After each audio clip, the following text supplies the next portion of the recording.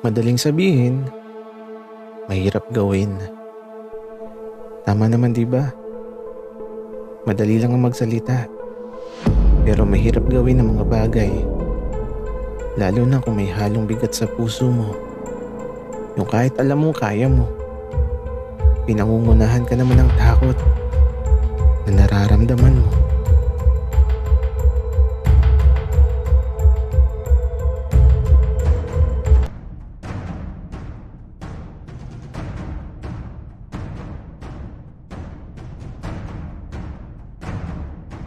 Kaibigan, huwag mong kalimutan mag-subscribe sa aming channel at huwag din kalimutan i-click ang notification bell at subscribe button. Subscribe na!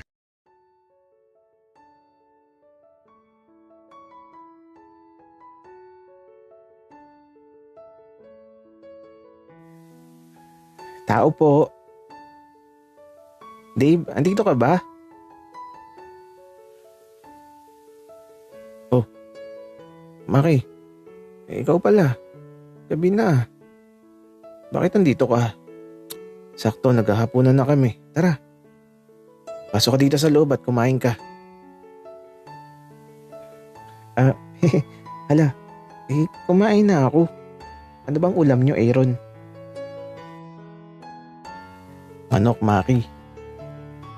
Weekend, Aaron. Eto. Pagkapasok ko diretso na kami sa hapagkainan. Kung saan nandito si Dave. Dave, may dala akong palaka. Favorite mo. Bakit nandito ka, Maki? Dave. Kumain ka na lang muna. Mamaya na tayo mag-usap. Oo nga naman, Dave. Kumain na muna tayo. Tapos, mamaya nyo na pag-usapan yan. Uwi nga naman ni Aaron. Masarap ba yan, Maki? Oo naman, Dave. Ako ang nagluto niyan eh. Bakit kasi umalis ka? Wala lang. Sumama kasi yung pakiramdam ko, Maki.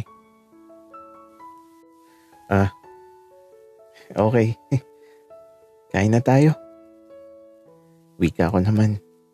Kaya ito, kumain na kami.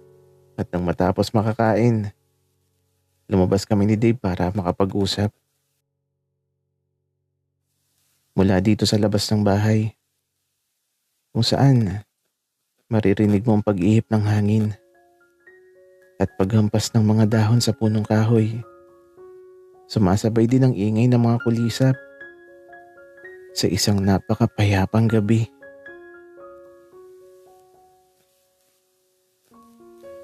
Maki, bakit di mo sinabi sa akin na alam mo kung nasan si Ben? Bakit naglihim ka? Akala ko ba mag-best friend tayo? At Dave, sorry na. Kasi kapag sinabi ko kung nasaan siya, magagalit si Ben sa akin. Tapos sabi niya, lilipat daw siya ng tirahan at di ko na ulit makikita. At kapag sinabi ko daw sa'yo, mas lalong hindi daw siya magpapakita sa akin. Maki, sa akin hindi ka natakot. Paano kung tapusin ko ngayon yung pagiging mag-best friend natin? Alam ko naman na di mo kayang gawin yun, Dave. Tsaka makita ko si Ben, magjowa na kayo ni Aaron. Akala ko masaya ka na. Akala ko nakamove on ka na. Maki, alam mo naman 'di ba? Siya ang umalalay sa akin.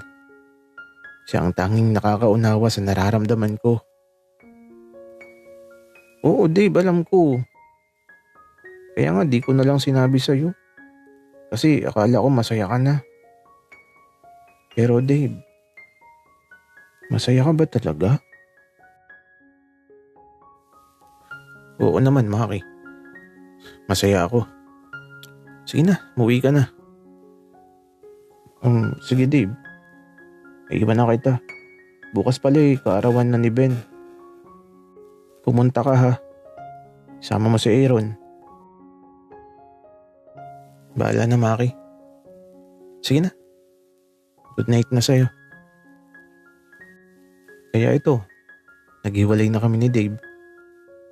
Umuwi na ako sa malaking bahay. At eto, pagpasok ko sa silid ko, aba, may pagkain na naman na nakahain sa kama ko.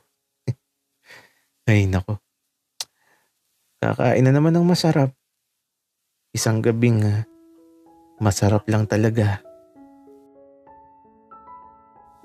At sa pagsapit ng kinabukasan, maaga pa lang nagtungo na ako sa bahay nila Ben. Maaga kasing umalis ang asawa ko At ito nakakatuwa. Kasi magkakatay na naman ng mga manok na Tagalog dito kay na Ben.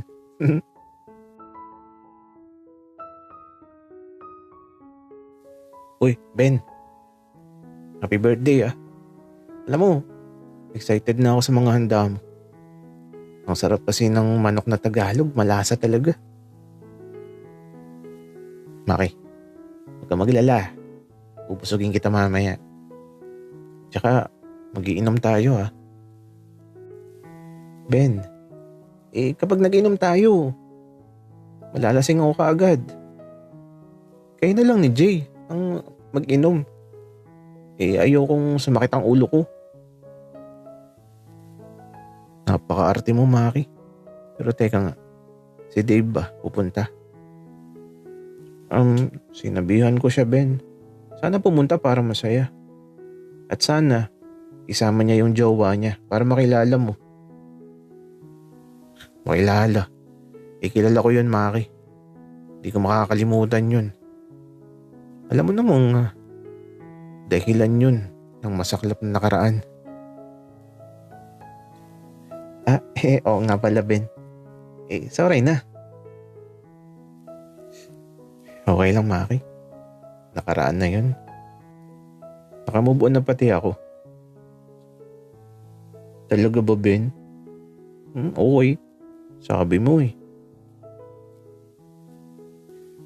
Teka, nasan pala si Jay? Bakit di ko pa siya nakikita? Sinama ni nanay sa palengke. At gagawa din daw siya ng salad. Hala, gagawa na naman siya ng salad na puro dahon. Para na namang kambing. Naalala ko tuloy, laging dahon ang kinakain namin kapag nakain kami sa labas. Para kaming hayop sa palayan Maki, hindi ka pa nasanay kay Jay. Alam mo namang anak mayaman. Alam mo ba, kumain kami ng steak. Aba, kahit madugo yung steak kinakain niya. Di ko talaga kaya yung ganun. Kaya pinaulit ko yung luto sa akin. Yung tostado talaga. Ayaw ko ng madugo. Oo nga, Ben. Nakakatakot kasama kumain si Jay. Hindi mo malaman kung dati ba siyang kambing o dating kanibal. Gagi ka talaga, Maki. Bilisan mo na nga maghimulmul dyan para makapagluto na. Gutom na ako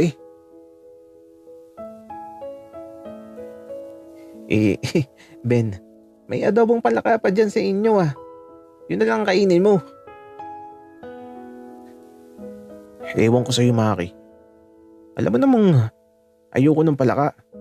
Tapos lagi ka na lang naghahanap ng palaka. Ben, masarap kasi yun.